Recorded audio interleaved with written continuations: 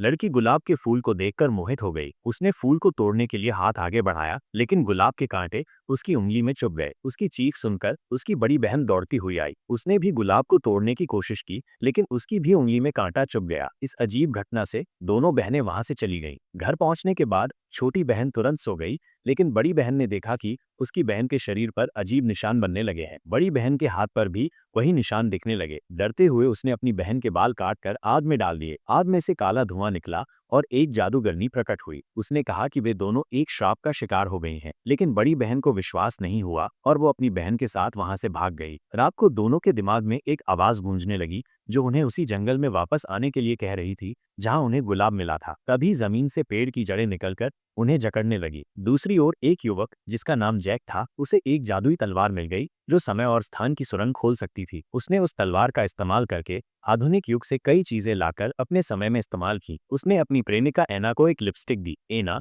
जिसने पहले कभी लिपस्टिक नहीं देखी थी, उसे खाने का सामान समझ बैठी। इस बीच लियाओ जाई के पिता राजा ने उसे एक प्रतियोगिता में भाग लेने का आदेश दिया ताकि उनके परिवार की प्रतिष्ठा बढ़ सके। लियाओ जाई को इसमें कोई दिलचस्पी नहीं थी, लेकिन जब एक विजेता योद्धा ने उसकी प्रेमिका के लिए फूल फेंककर उसे चिढ़ाया, तो वो गुस्से में तलवार लेकर आधुनिक दुनिया से हथियार लाने गया। लेकिन इस बार जादुई तलवार समय की सुरंग नहीं खोल पाई। वो प्रतियोगिता में भाग लेने के लिए मजबूर हो गया। फिर उसे एक विशालकाय दानव का सामना करना पड़ा। लियाओ जाई ने अपनी बुद्धिमानी से उसे हराया, लेकिन तभी आसमान में काले धुएं के साथ एक महिला प्रकट हुई। वो वही बड़ी बहन थी जिसे जादुई गुलाब के कारण श्राप लगा था। वो अपनी बहन और एक जादुई उल्लू के साथ वहां आई थी। उनकी नजर डियाओ जाई की तलवार पर थी। उन्होंने सैनिकों को जादू से नियंत्रित कर लिया और उल्लू को तलवार चुराने भेजा। डियाओ जाई ने अपनी तलवार बचाने की कोशिश की, लेकिन सफल नहीं हुआ। उसके पिता राजा ने शत्रुओं से मुकाबला करने के लिए खुद को बलिदान कर दिया। इस बीच एक जादूगरनी ने उन्हें बताया कि हजारों साल पहले एक भला जादूगर लोगों की मदद करते करते अपनी जिंदगी खो बैठा। उसने अमरता पाने के लिए एक जादुई तलवार बनाई,